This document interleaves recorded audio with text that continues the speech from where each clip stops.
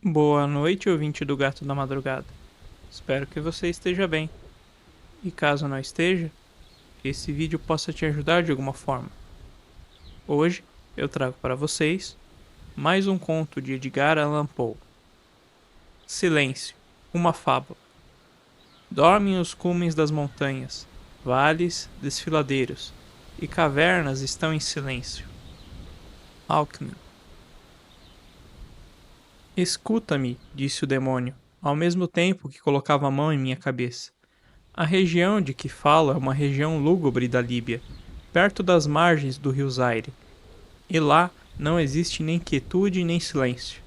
As águas do rio têm uma doentia tonalidade de açafrão e não correm para o mar, mas pulsam por toda a eternidade sob o rubro olhar do sol, com uma movimentação tumultuosa e convulsiva. Ao longo de muitas milhas, em ambos os lados do leito lodoso do rio, estende-se um deserto pálido de nenúfares gigantescos. Eles suspiram uns para os outros naquela solidão, e estendem para o céu os longos e horripilantes pescoços, e acenam para lá e para cá com suas cabeças eternas. E há um murmúrio indistinto que brota entre eles, com o fluxo de água subterrânea, e suspiram uns para os outros. Mas há uma fronteira para o reino deles, a fronteira da floresta escura, horrível e das altas árvores. Nela, como as ondas em torno das hebridas, a vegetação rasteira se agita continuamente, mas não há vento em todo o céu, e as altas árvores primitivas balançam eternamente para cá e para lá, com o fragor das árvores se chocando. E de suas copas elevadas, uma a uma, caem gotas de orvalho, intermináveis.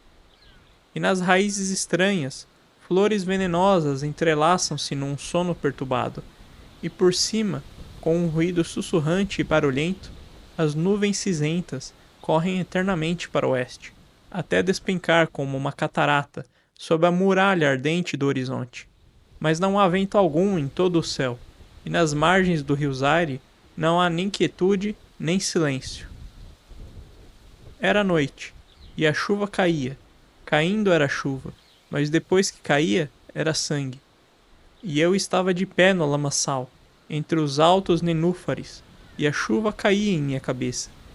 E os nenúfares suspiravam, uns para os outros na solenidade de sua desolação.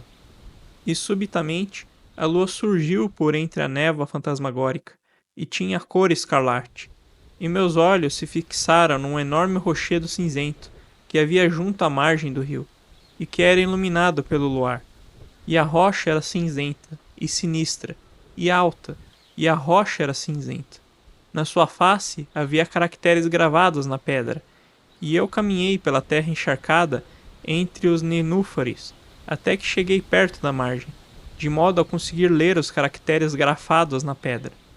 Mas eu não conseguia decifrá-los, e estava voltando pelo lamaçal quando a lua brilhou com um vermelho mais vivo, e me virei e olhei novamente para a rocha, para os caracteres, e os caracteres diziam: desolação.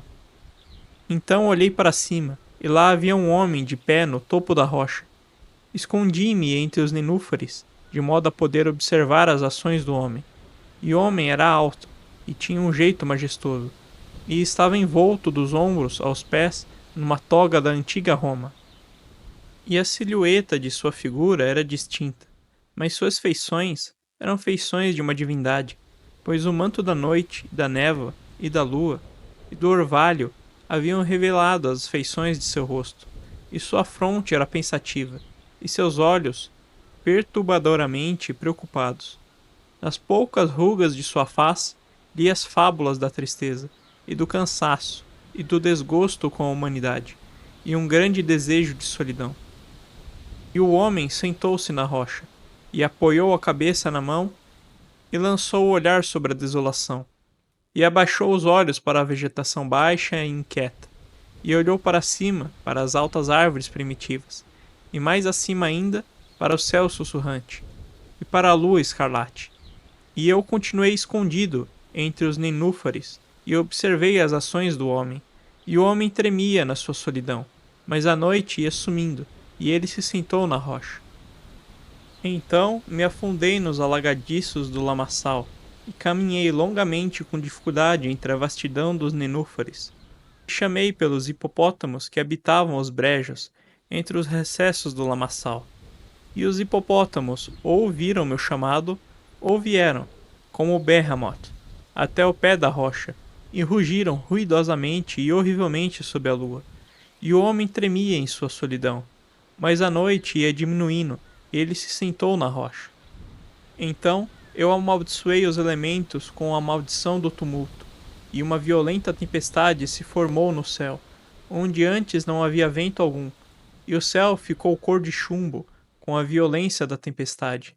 E a chuva caiu sobre a cabeça do homem, e a enchente tomou conta do rio, e o rio virou um tormento de espuma, e os nenúfares gritaram em seus leitos, e a floresta foi derrubada pelo vento, e o trovão rugiu, e faiscaram os relâmpagos, e a rocha estremeceu em suas fundações.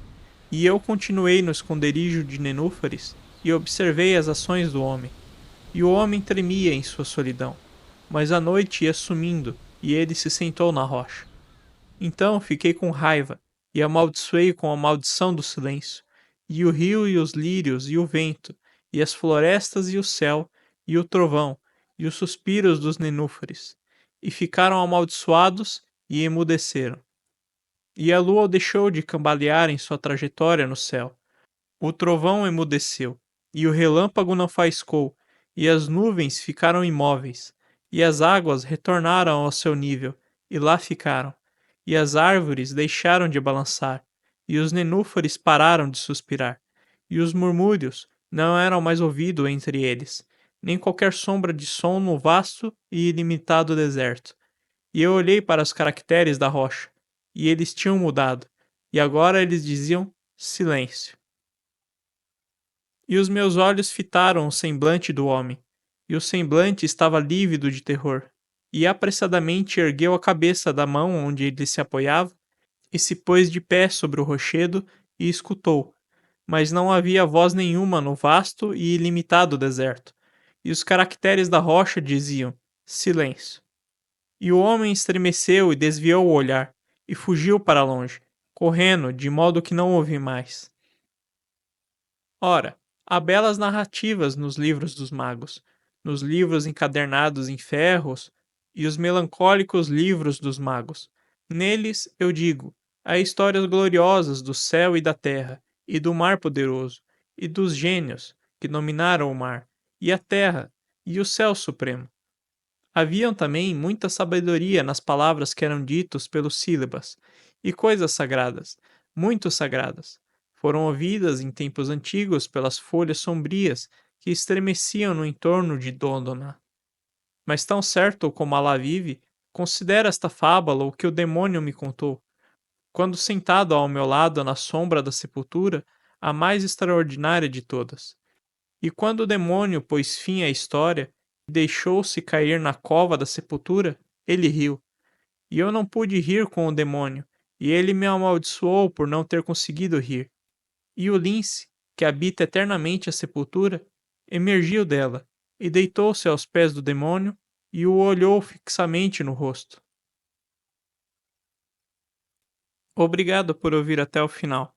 Curta e compartilhe para apoiar essa iniciativa.